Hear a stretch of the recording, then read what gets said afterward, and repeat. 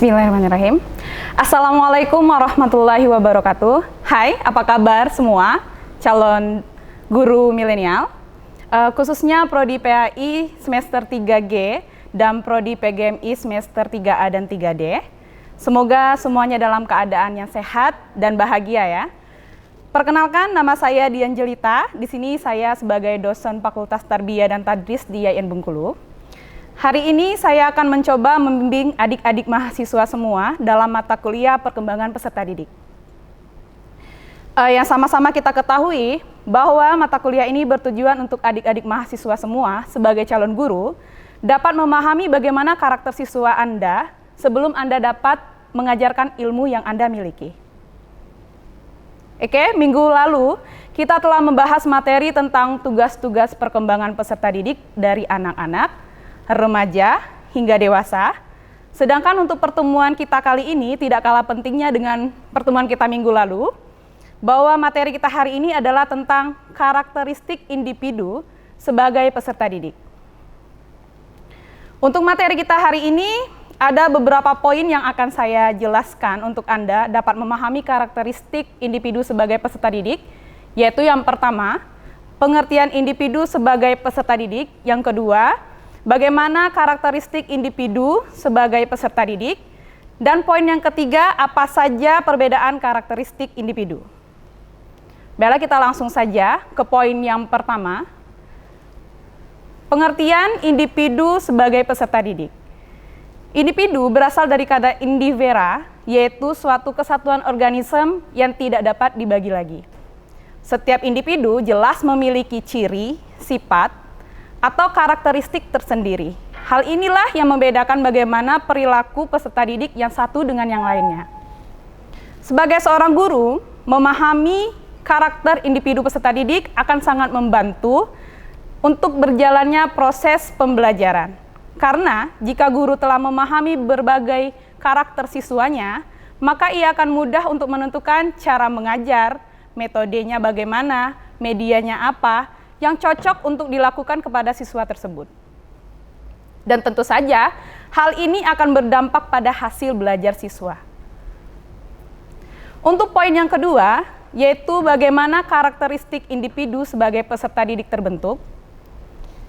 Untuk mengetahui hal itu, karakteristik individu dari peserta didik terbentuk dari 3 faktor.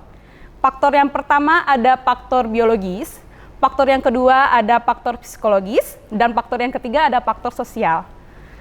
Untuk faktor yang pertama, yaitu faktor biologis, karakteristik individu dari peserta didik itu terbentuk dari faktor biologis. Yang dimaksud di sini adalah karakteristik bawaan atau heredity. Yang termasuk ke dalam karakteristik bawaan, yaitu ciri, sifat, dan karakter yang didapat oleh seorang individu tersebut dari gen ayah dan ibunya. Berbeda dengan faktor psikologi dan sosial yang berkembang secara terus-menerus, karakteristik individu seseorang yang diakibatkan dari pengaruh biologis ini lebih bersifat ajak atau tetap. Untuk faktor yang kedua, yaitu faktor psikologis, karakteristik individu seseorang yang terbentuk dari faktor psikologis ini cenderung berubah-ubah sesuai dengan berkembangnya emosi dan perasaan individu itu tersendiri. Dan faktor yang ketiga yaitu faktor sosial. Karakteristik individu seseorang yang terbentuk dari faktor sosial ini yaitu pada hakikatnya manusia merupakan pribadi yang utuh dan memiliki keunikannya masing-masing karena berbedanya pengalaman dan lingkungan individu itu sendiri. Oke, poin yang ketiga, tadi kita telah, poin yang pertama sudah mengetahui tentang pengertian dari karakteristik individu. Yang kedua, kita juga sudah mengetahui bagaimana terbentuknya karakteristik individu. Maka poin yang ketiga, kira-kira apa saja yang menjadikan perbedaan karakteristik individu? Nah, menurut Gary dan Oxendine, di sini perbedaan individual peserta didik dapat dibedakan menjadi 5 bidang. Bidang yang pertama yaitu perbedaan dari pembawaan. Yang kedua ada perbedaan dari sosialnya. Yang ketiga ada perbedaan kepribadian. Yang keempat ada perbedaan intelijensi. Yang kelima ada perbedaan kecakapan. Untuk perbedaan bawaan yang pertama, di sini contohnya seperti fisik, usia, tingkat berat badan, jenis kelamin, kemampuan pendengaran, penglihatan, maupun kemampuan bertindak. Hal ini biasanya dipengaruhi oleh sifat bawaan atau heredity yang pertama saya jelaskan tadi. Untuk yang kedua yaitu perbedaan dari sosialnya. Hal yang termasuk ke dalam perbedaan sosial di sini yaitu status ekonominya, agama, hubungan keluarga, dan suku. Hal ini juga menjadikan perbedaan antara individu yang satu dengan individu yang lain karena sangat mempengaruhi bagaimana karakteristik siswa tersebut. Untuk perbedaan yang ketiga yaitu perbedaan kepribadian. Yang termasuk ke dalam perbedaan kepribadian di sini yaitu watak, bagaimana motif dan minatnya, dan bagaimana sikapnya. Kita ketahui sendiri kepribadian seseorang dengan yang satu dengan yang lain itu sangatlah berbeda. Hal ini juga tergantung terhadap watak, minat, dan sikap dari individual itu sendiri. Yang keempat ada perbedaan intelijensi. Jadi pengetahuan seseorang individu tersebut juga sangat mempengaruhi bagaimana berbedanya individual yang satu dengan individual yang lain. Di sini yang termasuk ke dalam perbedaan intelijensi adalah pengetahuan dasarnya bagaimana, pengetahuan bersosialisasinya bagaimana, dan perbedaan ilmu dasar yang lain. Untuk yang kelima, yaitu ada perbedaan kecakapan, yang termasuk ke dalam perbedaan kecakapan di sini yaitu minat, bakat, atau kepandaiannya di sekolah bagaimana. Jika seseorang yang satu dengan yang lainnya sudah memiliki minat dan bakat yang berbeda, otomatis perbedaan kecakapan ini akan sangat terlihat pada bagaimana kepandaian seseorang tersebut di sekolah.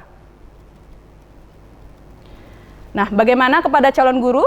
Apakah kalian siap menghadapi banyaknya perbedaan individual dari siswa yang satu dengan yang lainnya?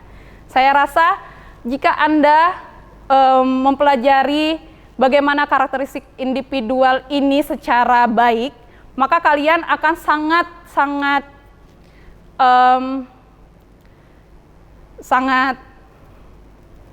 mudah untuk mencari hal-hal apa saja yang mendukung pada saat Anda mengajar di kelas. Setelah kalian mengetahui bahwa setiap individu itu berbeda dan unik, maka tidak dipungkiri bahwa kendala-kendala pada saat Anda mengajar di kelas itu bakal Anda ketemui. Maka dalam proses belajar mengajar nanti tidak akan mulus seperti yang Anda ekspektasikan, tetapi hal-hal tersebut yang di atas yang telah saya sampaikan mungkin akan Anda temukan. Maka mulailah dari sekarang Anda bisa mencari bagaimana tips-tips mengajar yang kreatif dan efektif pada siswa yang memiliki karakteristik yang berbeda.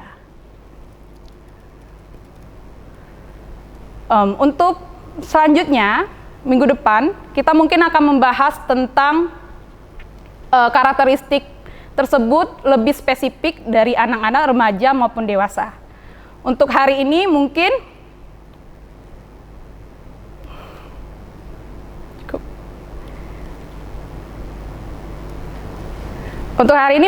cukup. Hari ini kita membahas tentang karakteristik individual sebagai peserta didik. Bisa nanti kalau seandainya kalian mempunyai tips-tips gitu, bagaimana cara mengajar yang kreatif dan efektif, kalian bisa taruh di kolom komentar bahwa menurut kalian bagaimana sih kira-kiranya tips-tips untuk Anda mengajarkan siswa Anda yang memiliki karakteristik yang berbeda di dalam kelas. Sebelum saya akhiri ada sedikit kata-kata yang mungkin bisa memotivasi Anda. Anda bisa dikatakan sebagai pendidik jika dapat membangun rasa peduli terhadap progres pemahaman siswa, bukan hanya sekedar membebaskan beban kerja. Seperti itu. Saya undur diri. Wassalamualaikum warahmatullahi wabarakatuh.